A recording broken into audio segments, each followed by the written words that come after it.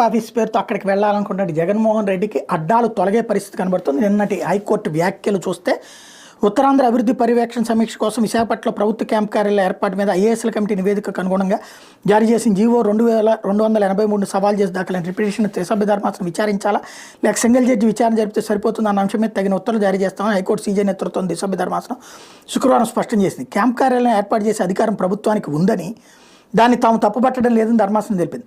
అయితే అమరావతిలో ఉన్న కార్యాలయం తరలించవద్దంటూ గతంలో త్రిసభ్య ధర్మాసనం ఇచ్చిన ఆదేశాలు వ్యర్థం కాకుండా చూడాల్సిన బాధ్యత తమపై ఉందని ప్రధాన న్యాయమూర్తి జస్టిస్ ధీరజ్ సింగ్ ఠాకూర్, న్యాయమూర్తి జస్టిస్ సుప్మాక దుర్భయ ప్రసాదాలతో కూడిన ప్రత్యేక ధర్మాసనం స్పష్టం చేసింది.